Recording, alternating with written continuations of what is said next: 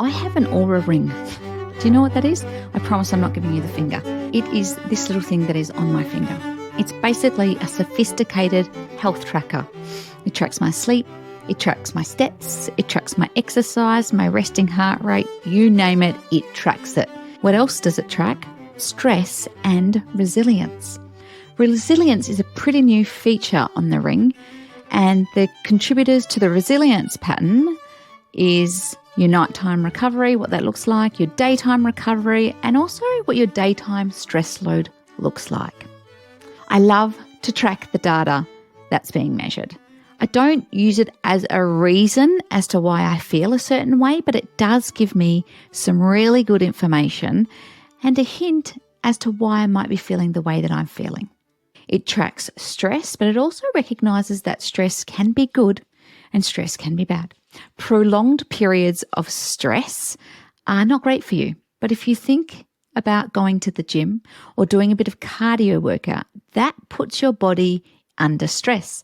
The heart rate goes up, you feel uneasy, but that feels good, especially at the end. Am I right? There is a lot of talk on social media about how stress is bad for us and how you need to minimize stress. But stress can also be very good for you in short bursts, and it's also dependent on how you perceive stress. If we applied the same mindset to stress that you sometimes encounter in business and use it to our advantage in short bursts, how would this change the way you run your business?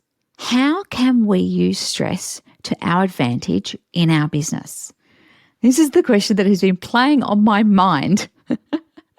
And I've been thinking about what that looks like. And I thought I'd give you 8 ways to think about stress and an example of each. Let me know if you think that they're useful. The worst thing I find about some podcasts is that they're not practical. So I've tried to make this super practical. All right, our first one, trying to reframe stress as a challenge. So instead of viewing stress as a threat, see it as a challenge or an opportunity. This mindset shift can increase your motivation and make you feel more resilient to pressure. So for example, if you're facing a tight deadline, which I am at the moment, I view it as an opportunity to showcase my efficiency and my problem-solving skills rather than it feeling like a burden. My second one is to channel stress into productivity. So stress can heighten your alertness and your energy. How do we use this to our advantage? By channeling it, if I can get the word right, into productive activities. My tip here is to break down large tasks into smaller, manageable chunks.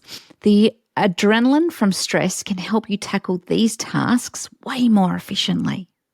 My third one is about setting clear goals. Stress often arises from uncertainty. And so by taking a step back, by setting clear, achievable goals, you reduce that uncertainty for yourself and you can create a beautiful, clear path forward. I personally love clarity. And so if I find myself in a bit of a tiz, I'll go back and I'll look at my goals and I'll make sure that they're clear. And if they're not clear, I work really hard to get them clear. And so my strategy here is to use stress as a signal to review my goals. Are they clear? Do you have a plan to achievement? Or do you just kind of know the what but don't really know the how? Sometimes having the plan puts you back in the driver's seat and makes you feel much more in control. Number 4 is about developing a resilient mindset. Stress can make us more resilient if we choose to learn from it. Reflecting on stressful experiences and identifying what helped you cope or what helped you succeed is so important. So something to do after a stressful event, so for us, it is an actual event in real life. After that event, I take time to reflect on what worked well and what we can improve. This builds mental toughness over time and also helps me stop, celebrate, and reflect. Number 5, you can use stress to enhance focus. When you're stressed, your body is in a heightened state of awareness. Using this to your advantage by focusing on the most important tasks that you need to get done.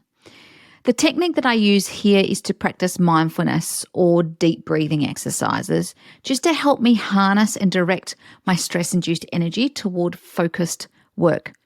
I just take small micro breaks during the day, That's all it takes. So it might be just 10 seconds of breathing just to bring that down and get me focused. I also do love the apps that have the cafe noises in the background. That helps me to get more done as well. Number 6 is leveraging stress for creativity. Stress can push you to think outside the box when faced with challenges. Use it as a catalyst for innovation. Have you ever been really stressed, gone for a walk or a shower, and then boom, the answer appears? Me too. When I'm faced with a stressful problem, I brainstorm creative solutions or look for new approaches that I wouldn't consider in a more relaxed state. To do this for me, I have to leave my desk. I have to leave this room and I have to get out and get a new perspective. And that really helps. Number 7 for me is building a supportive network. Sharing your stress with trusted colleagues or mentors can provide you with different perspectives and also different solutions. Something to action from here is around creating a supportive business community where you can discuss challenging situations and collaborate on solutions. This might be a very tight-knit group of people. I cannot spruik having a community of like-minded people around you more. You all know I love my community. I'm in a few different communities. I love my Thriving Women community. I love my business school community. I love my faculty roles for these reasons. Amazing people. Number 8 is really around practicing stress management techniques, right? So regularly practicing stress management techniques like exercise, meditation, or hobbies that can help you maintain a healthy balance and use stress positively. If you've been following along for a while, you'll know that I've been practicing meditation for years now. And it has been an absolute game changer for me. It's all guided. I can't do footloose and fancy free. It just doesn't work for me. You might not love that. You might go, ugh, I hate meditation. But what about some other mindful activities? One of my clients does colouring in, and she loves that. When I need a mindful activity, I'm a nerd. I go to declutter our wardrobes. Everyone knows mum's feeling a little bit stressed if she's going to declutter the wardrobes. But I also do Lego, and I find that that's just the thing to help me wind down a little bit. I also incorporate daily activities that reduce stress so I can remain sharp and focused when business pressure arises. I'm an early bird, so I get up at 5 a.m, I do my walk, and then I meditate. It works for me. Find what works for you. I think that we need to reframe how we view stress, and we view it as a tool rather than something to be avoided. We're all like, let's not get stressed. Let's keep calm and carry on. What happens if actually the stress helps us to harness its energy, which can help us in the long run? There is a caveat. There's always a caveat to these podcasts, isn't there?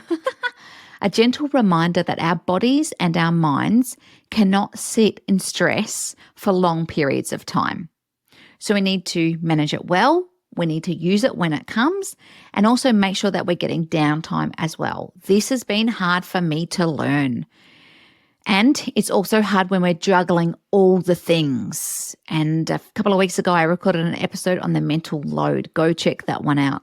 There's a really good episode if you want some extra education around this. There's a really good episode on Huberman Lab, so Andrew Huberman, that talks about the stress response that you might like to listen to, and we'll drop it in the show notes for you.